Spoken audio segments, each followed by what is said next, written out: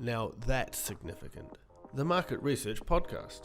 Hi everyone, thanks for joining us on this latest episode of Now That's Significant, a market research podcast. This is your host, Michael Howard, the Head of Marketing at Infotools. Today, we're joined by Diana Lucaci, the co-founder and CEO of True Impact, a firm offering concept testing solutions to mid-large brands and creative agencies. She's worked with mid to large organizations including Canada Post, Metro, Desjardins, ATB Financial, General Motors, Colgate-Palmolive, Costco, Miller Coors, and others.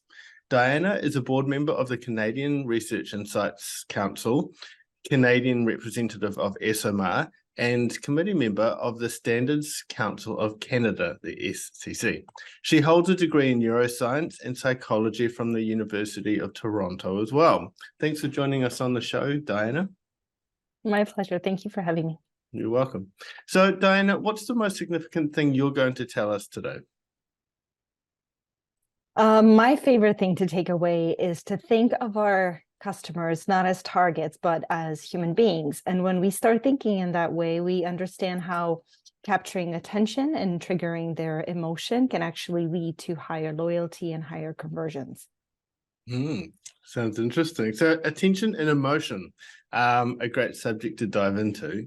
I'm assuming that's where your expertise lies at True Impact. Do you mind giving us an overview of the value True Impact helps market research teams deliver and better understanding consumers? Yeah, I'd be happy to. So a lot of our clients work within actually design teams within brands. So a brand with more than 3,000 employees that has their own in-house marketing team will come to us with challenges like, our past campaigns are not converting. We really had no response. We don't understand why the message and the offer is compelling, but what are we missing? And they're looking for concept testing. Or maybe sometimes an agency will come to us and ask, how do we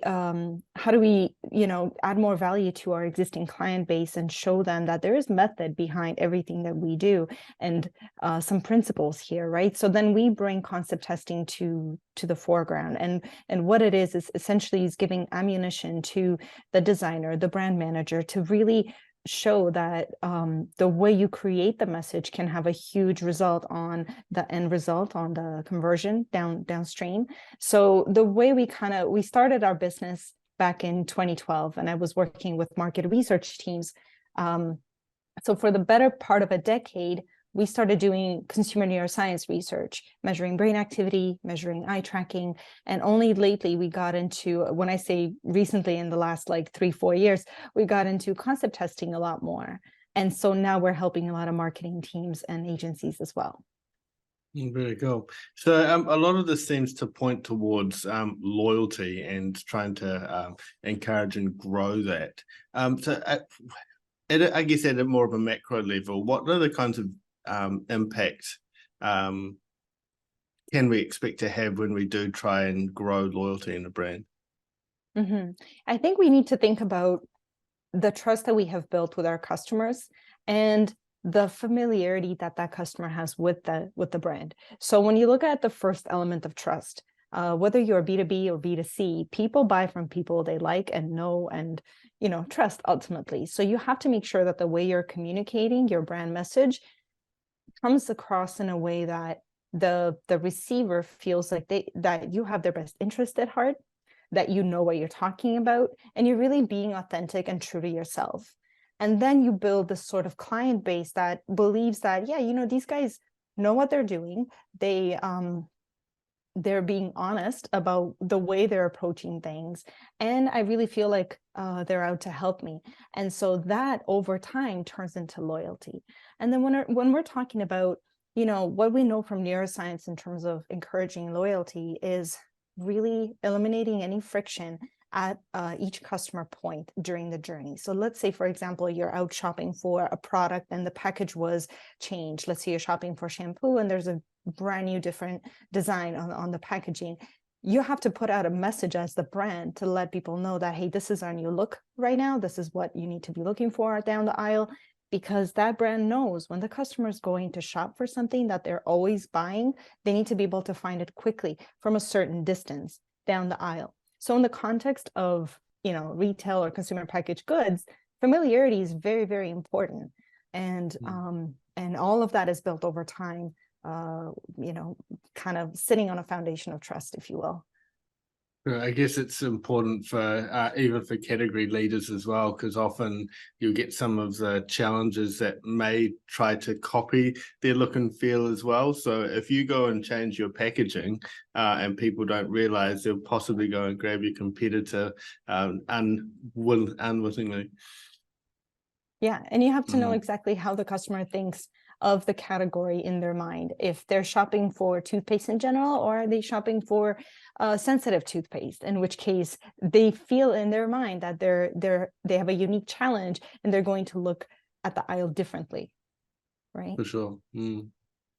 So I'm keen to understand how the work that you're doing sits alongside traditional research methodologies. Is it an either or both and? No, it's absolutely complementary. I think the brands that are really killing it in the marketplace have an understanding of both the emotional drivers and the rational drivers behind decision making. So they know their customers from beginning to end. Ideally, if you can connect the dots between what gets people's attention, what triggers their emotion, what prompts their behavior, right? And then you see how many actually become repeat buyers, you have completed the cycle. You need to understand not just what people are willing and able to tell you in the form of a survey or a focus group, but you also have to look at the non-spoken, non-conscious element, which starts with attention, right? Do you grab their attention? Is it perceived as relevant in the mind of the reader or the customer? And then do you prompt action? Right. So there's a few steps before that. So this is how it's complementary with traditional research. And I think nowadays we have a much better view to it. And I think most brands have become aware of this sort of thinking. And they're always, many companies are now incorporating some sort of non-conscious measurement in their toolkit. Yeah, sure. And how has traditional research then helped to improve the work that you're doing? Well, they go hand in hand. So whenever in the past, whenever we did a neuroscience study, we would follow up with a post survey. Yeah. So, even in terms of recruiting participants for a study like that, when you're looking at prediction analytics, and nowadays we are more into predictive AI, we rely also on the data that was collected over the last decade from neuroscience studies, from post surveys. So everything has to be connected and building on each other, because if we just take one segment and we make decisions based on one source of data, the human being is a lot more complex than that, and attitudes and feelings change. So you have to always kind of look at the big picture. No, for sure. So in years gone by, plenty of brands were well aware of things that pulled on those emotional strings. And it was common to see included puppies and kittens, babies, and social media, print ads and commercials. I guess even politicians got in on that as well, but it's not enough now, is it? So how have we as brands evolved our ability to speak to emotions in our products, communications, and campaigns? I think from my perspective, a lot of brands have become better at contextual marketing, understanding when the message is going out, at what time of year, to what audience is really half the battle.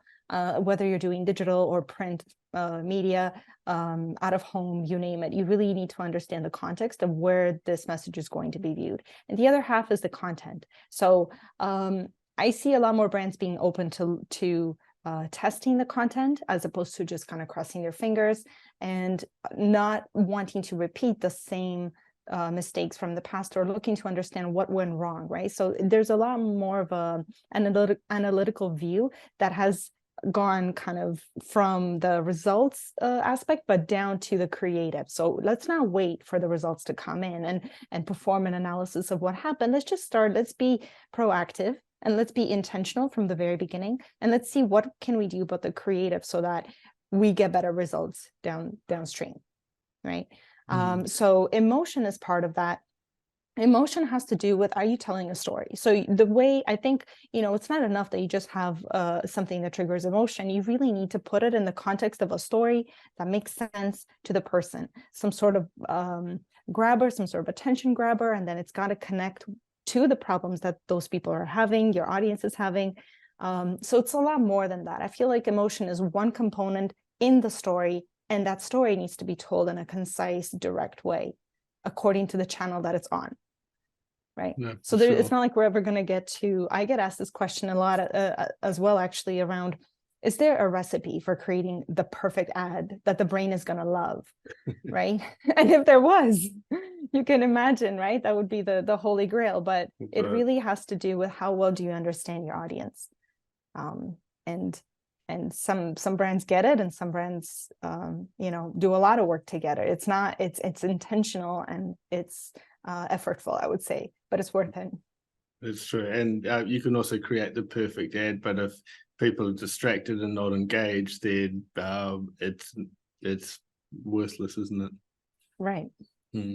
So at True Impact, you specialize in concept testing, and as you've mentioned, and you've worked on some large brands, including Costco, Miller Coors, TD Bank, and others. How has concept testing evolved over these years in response, I guess, to the innovation that we've seen in the last few years? I would say with the advances in AI, we've been able to deliver things from, what used to take 2 weeks down to 2 hours or less. So the time savings have been substantial, which also come with cost savings. A lot of the time, instead of, you look at the typical marketing challenge, which starts with, how am I going to get attention?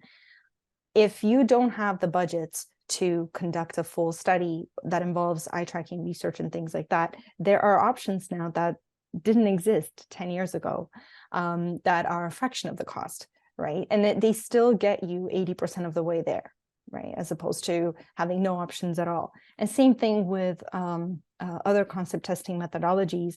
I think we've been able to automate a lot of the steps. I think the one aspect that is really valuable is the human skill of connecting the dots, and that is still not something that's fully replaced by AI, at least at the moment, which means taking multiple data sources from other documents or other publications on the internet and putting together a narrative or a story for the client and providing recommendations, according to that brand's situation and their objectives, their strategy.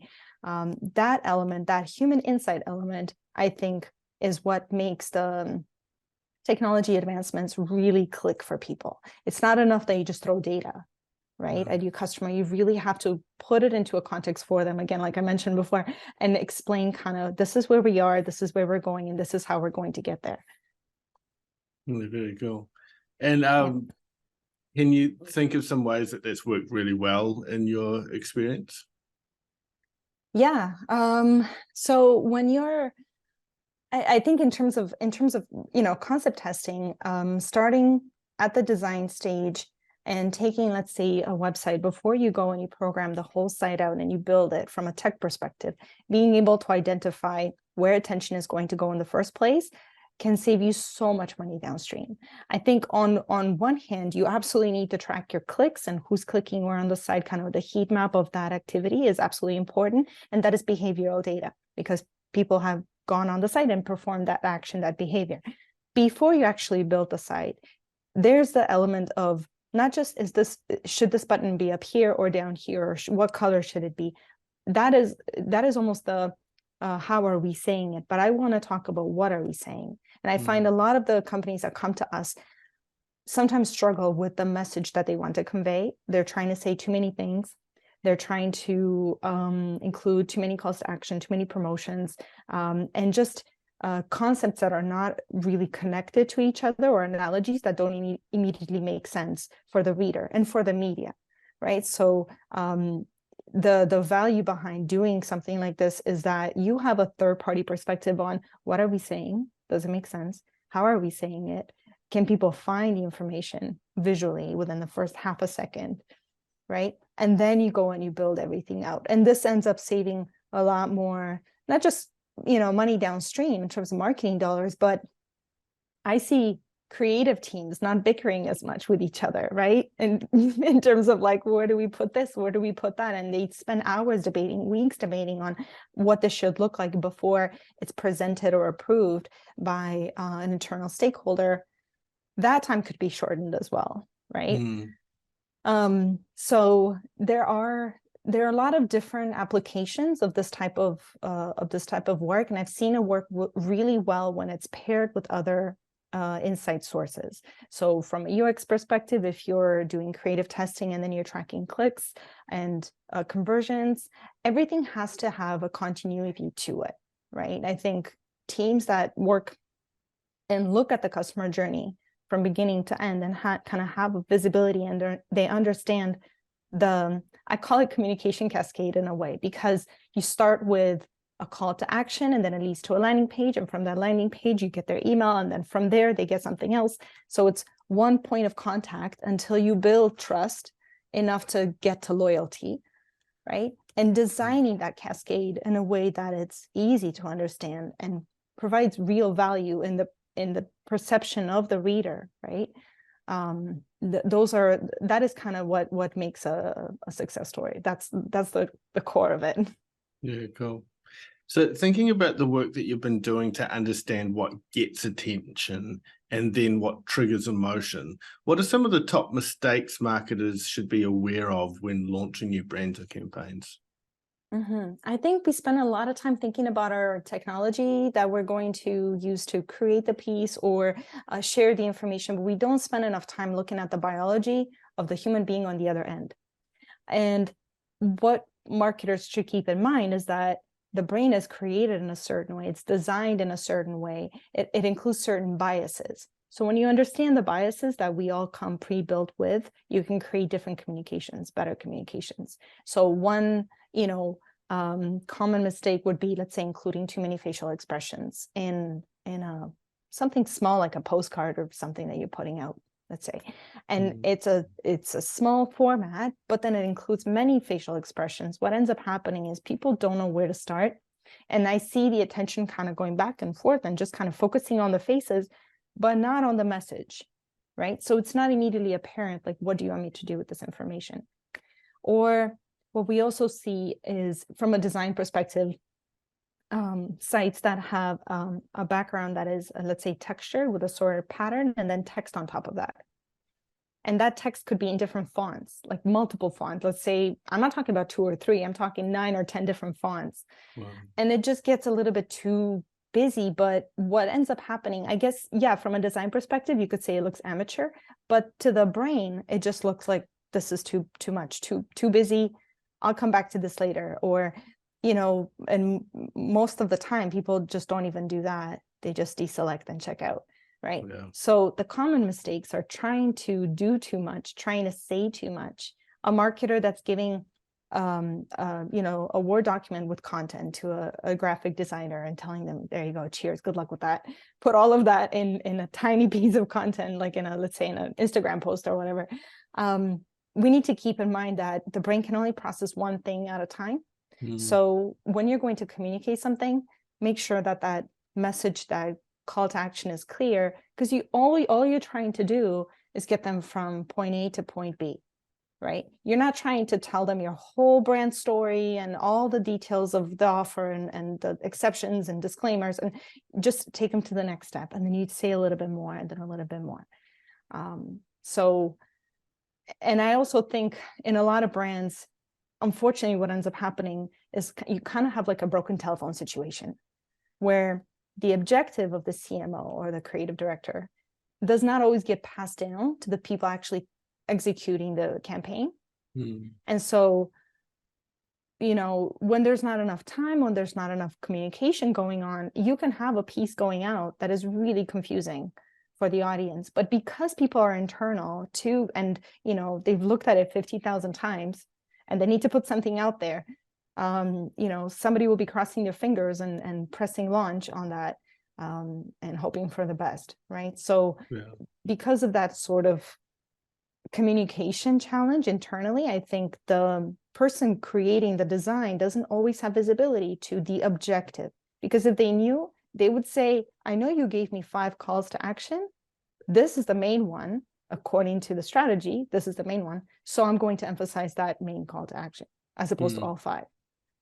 No, right? Sure. And that has been one challenge, I guess, that many have put out to market researchers is to become more commercial in how they're working and operating. So that sounds quite critical in terms of understanding the most important strategic drivers of what you're trying to do. Yep. So reflecting back on the work that you've done with brands to improve their products, marketing, and I guess overall customer experience, what have been some of your favorite projects and why?